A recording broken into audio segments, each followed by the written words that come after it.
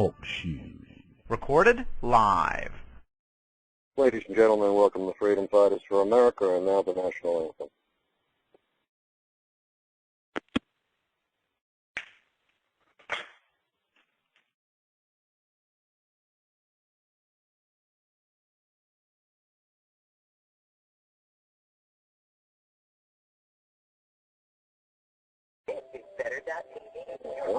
Experiencing some technical difficulties here. Give me 1 second, please.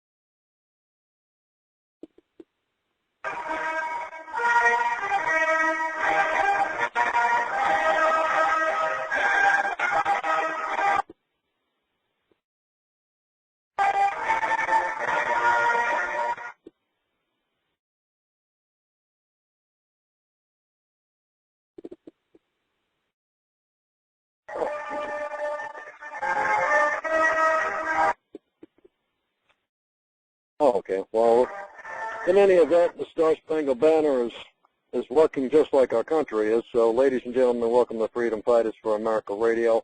We have with us tonight a federal whistleblower, a very good friend of ours. He's been on a few of our shows now, Mr. Stu Webb.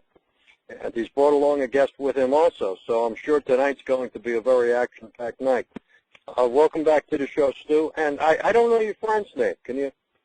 Brett Landry. He's a former attorney. Hope to get his license back soon, and we're going to be talking about that tonight.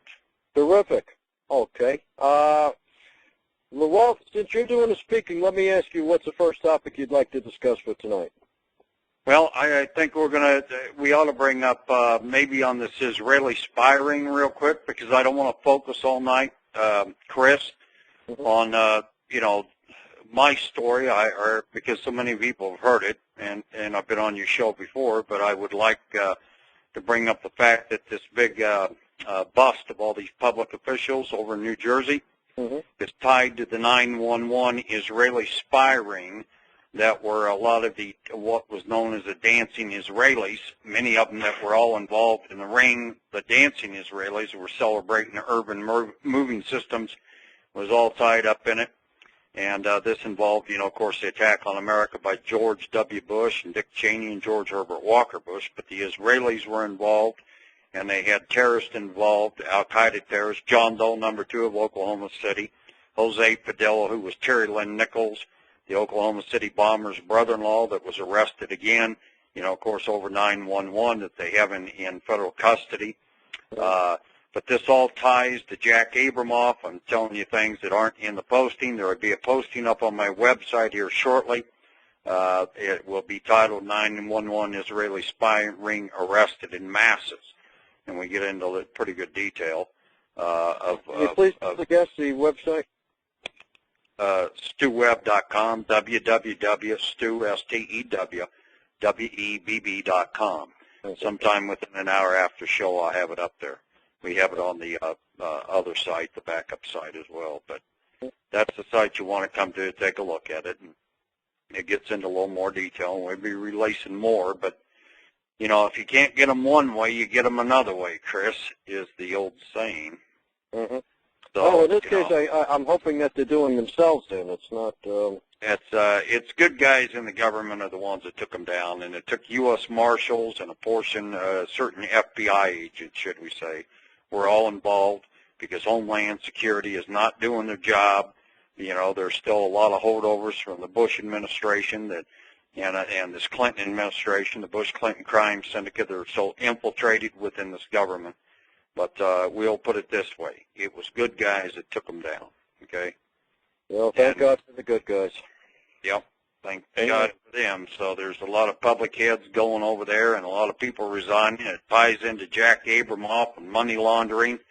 the theft from Israelis and the theft, from Americans both, and the laundering of money, and it ties into a lot of different things. There's been some stuff on the press about it, but you're going to have the ties here shortly. And this espionage ring that was involved in 9/11 helped bring down the towers and helped wire the towers. The State Patrol stopped and caught these Israelis, detained them along with others in New Jersey that George W. Bush had released from prison 3 to 4 weeks after 9/11, intentionally to get rid of his partners who were in crime. These are a lot of people that were in the network that weren't inside the towers wiring the bombs in the towers, along with Gary Best, Defense Intelligence, which is, these should we say, assassination teams out of Defense Intelligence and out of the CIA that Cheney was running. What we've referred to on my site many times as the true color people. But there will be an extensive posting up on the site here shortly after the radio show if anybody wants to get in and look at it. Okay, very good. But what I really want to talk about tonight, if we can, is Brett's story. And I want Brett to go into detail shortly, but it involves a lot of stuff, and basically the scenario is it involves Medicare and Medicaid fraud by the Bush crime syndicate involving Jeb Bush, stealing of them, who knows the exact numbers, but it could be as high as $1 trillion+ since 2001 when his brother George W. Bush took office, and Jeb was the governor of Florida. He's all involved in it. It's got judges out of Kansas City. It's got judges in Kansas City, Kansas, all involved in it. And, Brett, there's 2 dead U.S. attorneys involved out of Dallas, Texas, that were going after him over it. Brett was the attorney for Sam LaPerry, Brett had filed the case for him initially, medical supply chain because of competition. And it's a lengthy story, but the Bushes were involved in it, killing 2 U.S. attorneys, stealing $1 trillion+. I think I'm going to let Brett from there. Brett, you're on with me, aren't you? Yeah, you got a pretty good summary of it. It seems like a complicated story, but it wasn't to me at the time. I'd been a factory worker, went back to law school after working for Boeing and Cessna, and I knew that the thing that was holding America back was this input. Every factory worker, everybody needs health care, and it was unaffordable in the United States. I know in southeast Kansas and southwest Missouri, we were competing globally. We had our labor costs down, and we were so much more efficient and effective, and our quality was higher, but it was health care that was killing us. So when Sam LaPerry came to me, he had a system to radically reduce healthcare costs. It's like when Cessna built a jet airplane. The cost of the things that you put in the plane costs more than the workers on the factory floor or your engineers or any other input into that plane. Not even the aluminum comes up to that. Well, if you take a trip to a hospital, it's the medical supply cost that drives this double-digit increase in costs that we've been seeing throughout the decade, and it's killed all our automobile plants.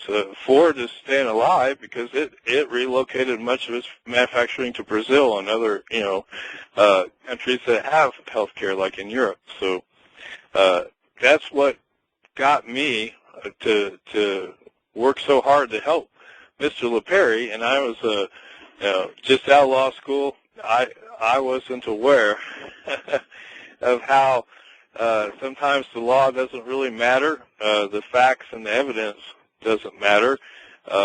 It's how you're able to control outcomes. And I started paying pretty close attention to that. I think as we got more effective, I became a target.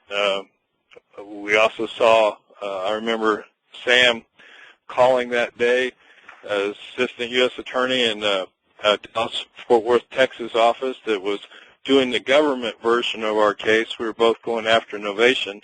They have about $40 billion a year that they clear in our nation's hospitals. You never heard of them because they never had to sell stock. They skim so much money out of the system that they never had to sell any shares or probably even borrow any money.